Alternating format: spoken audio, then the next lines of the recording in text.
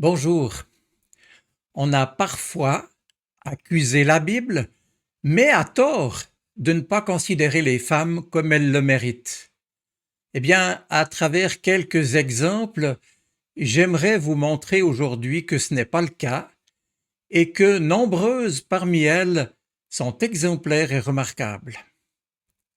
Ce que je tiens à souligner, c'est de mon point de vue que dans une société où la femme avait peu de droits et beaucoup de devoirs, la Bible, au contraire, a sculpté des portraits d'exception avec cette intuition majeure que ces femmes sont souvent étonnamment ajustées au projet de Dieu. Elles veillent en quelque sorte sur ce projet comme sur un nouveau-né, et en fin de compte, ce sont elles qui ouvrent large l'espace de Dieu au pays des hommes. Évidemment, la première d'entre elles fut Ève. Quand elle apparut au début du livre de la Genèse, ils sont en fait deux à chercher tant bien que mal les chemins de Dieu. Et je retiens surtout qu'en Genèse 3, Ève est nommée la mère des vivants. Oui, c'est toujours de vie que parle la Bible, et la vie est associée à la femme dans la Bible. La Genèse voit ensuite défiler de grandes figures avec lesquelles nous parcourons les premières étapes de l'histoire biblique. Ainsi, il y a Sarah, femme d'Abraham, déjà âgée, qui rit de ce qu'elle entend de celui qui passe et dans lequel le lecteur de l'Écriture reconnaît l'ange de Dieu. Et ce messager parle de naissance, alors que Sarah se sent toute sèche, trop vieille pour, bien entendu, rouvrir le chapitre des imprévus et de la vie. Et Sarah rit. Et l'enfant qui naîtra d'elle, puisqu'elle enfantera, s'appellera en quelque sorte l'enfant du rire, selon ce jeu de mots hébreu qui entoure le nom d'Isaac, et on voit cela en Genèse au chapitre 18. Puis c'est Rebecca qui entre dans l'histoire d'Isaac par la porte du courage et de la fidélité à l'accueil, au respect de l'étranger de passage et à la vie. Alors que, voici un visiteur est arrivé, Rebecca ne ménage pas sa peine au bord du puits pour les chameaux d'Eliezer de Damas, qui est arrivé, serviteur et homme de confiance du patriarche Abraham. Eliezer, chargé par lui de trouver une épouse pour son fils Isaac au pays de ses ancêtres. Bien en a pris Rebecca d'être dévouée et généreuse, car c'était le signe qu'Eliezer attendait pour confirmer le choix que Dieu lui-même avait fait de cette jeune femme pour Isaac. Ce récit de Genèse 24, c'est là l'essentiel de ce que j'aimerais vous transmettre aujourd'hui. Ce récit nous montre que le Seigneur conduit toutes choses pour ceux et celles qui s'attendent à lui et qui lui font confiance. Mais poursuivons le récit. Au verset 50, il nous est dit que Laban, qui était en responsabilité de Rebecca, répondit alors à Eliezer, qui était venu lui demander la main de la jeune fille. C'est le Seigneur qui a dirigé ces événements. Nous n'avons pas à en discuter. Eh bien, Rebecca est là devant toi, emmène-la avec toi, qu'elle devienne la femme du fils de ton maître, comme le Seigneur l'a dit. Alors, quand le serviteur d'Abraham, Eliezer, entendit ces paroles, il remercia le Seigneur en s'inclinant jusqu'à terre, et ensuite il sortit de ses bagages des bijoux d'argent et d'or, et des vêtements qu'il donna à Rebecca, et il offrit aussi de riches présents aux frères et à la mère de la jeune fille.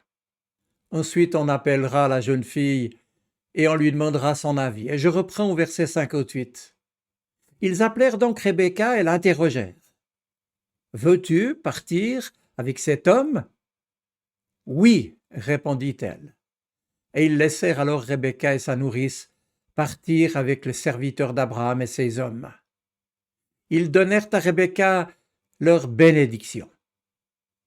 Rebecca et ses servantes montèrent sur les chameaux pour suivre le serviteur et s'en allèrent ensemble.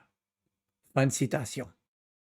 Eliezer ramène alors Rebecca au pays de son maître, vers Isaac qui l'épouse, et des jumeaux vont naître de leur union, Ésaü et Jacob. Et c'est ici qu'il faut souligner que parfois Dieu est obligé dans nos vies de prendre des chemins qui sont autant de détours qui tiennent compte de nos caractères, de nos circonstances, de nos erreurs. Et l'on se souvient de la tromperie de Rebecca et de Jacob, qui, le préférant à son frère Ésaü, va contribuer à tromper son mari Isaac devenu aveugle pour que Jacob obtienne à la place d'Ésaü la bénédiction qui lui était pourtant dévolue. Mais avançons. Et nous voici maintenant avec Myriam, la sœur de Moïse et d'Aaron. Elle aime tellement chanter qu'elle va emporter tout le monde dans son chant de louange. Oui, le temps a passé depuis Rebecca, et le peuple, hélas, durant des centaines d'années, a connu la servitude d'Égypte. Or, si Myriam entreprend de chanter son émerveillement, son étonnement pour Dieu, c'est bien parce que le peuple a traversé la mer sous la conduite de Moïse, son frère. Nous lisons cela en Exode 15, c'est la délivrance, c'est le chant de louange. Et son chant est le premier grand, immense cantique du peuple de la Bible, ô Dieu qui a fait franchir son peuple, qui a fait franchir, bien entendu, la mer Rouge, mais aussi les portes de la mort.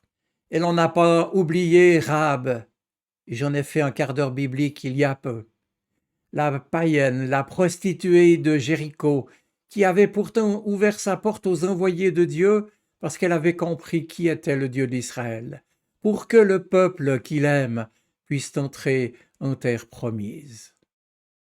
Et puis plus tard, il y aura Ruth, cette autre femme déjà évoquée, remarquable également, qui a, elle, une histoire bien différente. Souvenez-vous, elle est du pays de Moab, elle est étrangère, elle a épousé un fils du pays de Juda, mais a connu, ainsi que sa belle-mère et sa propre belle-sœur, un veuvage beaucoup trop tôt. Alors, Ruth, par fidélité à sa belle-mère, ou peut-être par amour pour son amour qui n'est plus, elle vient au pays de Juda. La Bible dit avec gratitude et tendresse sa fidélité, d'abord à sa belle-mère, puis à la parole de Dieu.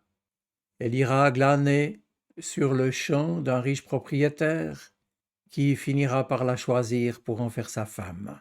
Et l'histoire biblique nous raconte que c'est de cette union que naîtront Jessé et sa lignée qui donnera naissance au roi David, et bien plus tard à Jésus de Nazareth, le Messie promis. N'oublions pas d'aller encore un peu au nord, bien plus loin, aux confins de la terre du Liban, pour évoquer cette autre femme que va rencontrer le prophète Élie au temps de la sécheresse et de la famine. On ne sait rien d'elle, elle est anonyme. On sait juste qu'elle est dans la peine, maman d'un petit garçon, et qu'on l'appelle simplement la veuve de Sarepta. Souvenez-vous, c'est dans Un roi, chapitre 17, Élie va lui demander à manger, et alors que ce sont ses dernières ressources avant de mourir, elle et son fils, elle donne son reste de farine et d'huile.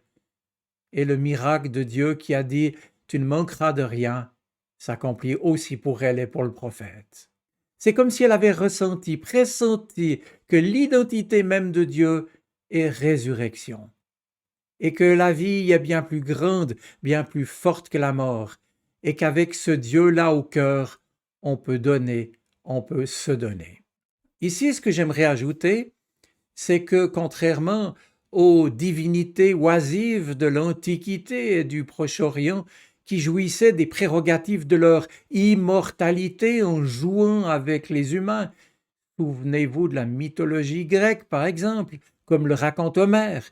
Eh bien, tout au contraire, le Dieu d'Israël a toujours été perçu et rendu auprès des siens comme un Dieu attentif, un Dieu proche, un Dieu qui tend la main. Et lorsqu'il se fait connaître à Moïse, il ne lui dit pas simplement « Je suis qui je suis », la fameuse formule d'Exode 3,14, mais il lui dit aussi « Je suis le Seigneur, le Dieu de tendresse et de miséricorde, lent à la colère, riche en grâce et en fidélité. » Et cela, vous pouvez le lire en Exode 34, le verset 6. Et justement, pour exprimer cette proximité, ce souci constant, cette attention et cet amour prévenant, la langue hébraïque utilise des termes qui désignent essentiellement les qualités, les vertus féminines. L'hébreu parle même de l'utérus, des entrailles maternelles, et par extension de cet amour sensible, quasi instinctif, indéfectible qu'une mère porte à son enfant. Le Seigneur, lui aussi, comme elle, est ému jusqu'aux entrailles, mais il l'est pour son peuple. Et il dira, c'est dans le livre du prophète Ésaïe au chapitre 19, le verset 15, « Une femme, oublie-t-elle l'enfant qu'elle nourrit? Cesse-t-elle de chérir le fruit de ses entrailles? Et même, dit Dieu, s'il s'en trouvait une pour l'oublier, moi, dit le Seigneur, je ne t'oublierai jamais. » Magnifique. Le mot miséricorde est donc une transposition, je le redis, de l'hébreu qui signifie avoir le cœur sensible au malheur, un cœur de maman.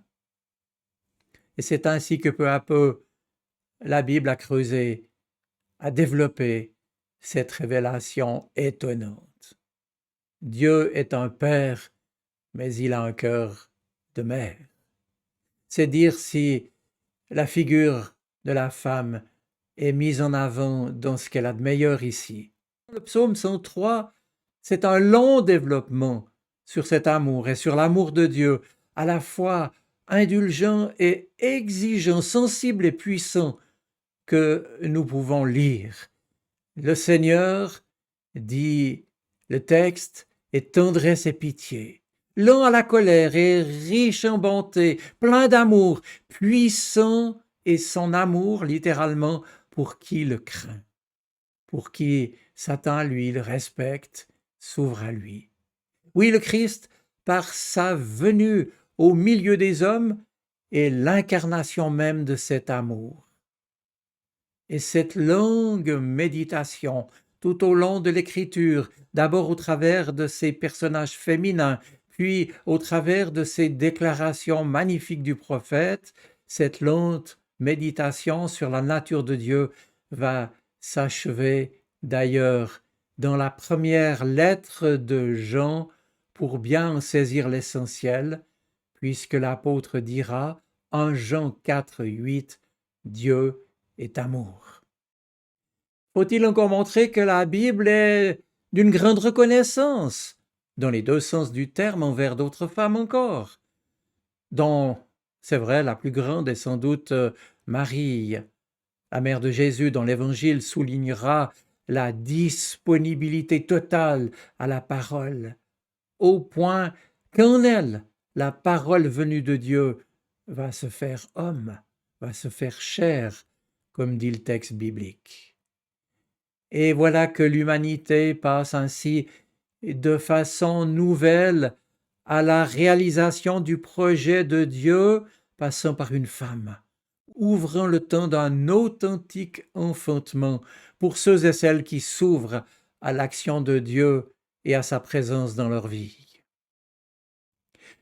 Je termine parce que le temps nous manquerait pour mentionner encore d'autres femmes splendides qui, souvent avec discrétion, vont traverser les évangiles, puis les épîtres, le temps de semer la vie, d'accueillir le pardon, de renaître, d'aimer. Et je ne manquerai pour rien au monde de mentionner ici en terminant Marie de Magdala, qui a simplement laissé le Christ saisir sa vie pour que s'y inscrive avec son pardon, elle qui revenait de loin, l'espérance apportée par la résurrection de Jésus au matin de Pâques. Privilège qui lui a été pourtant offert à elle, une femme, et qui a été le premier témoin de la résurrection. Oui, mes amis, il est des êtres de lumière exemplaires qui nous encouragent, nous aussi, à laisser grandir en nous la vie de Dieu pour qu'il puisse nous traverser de son amour et du rayonnement de sa parole, énoncée sans ombre au cœur de notre histoire. Je vous souhaite une bonne semaine. Soyez bénis. Amen.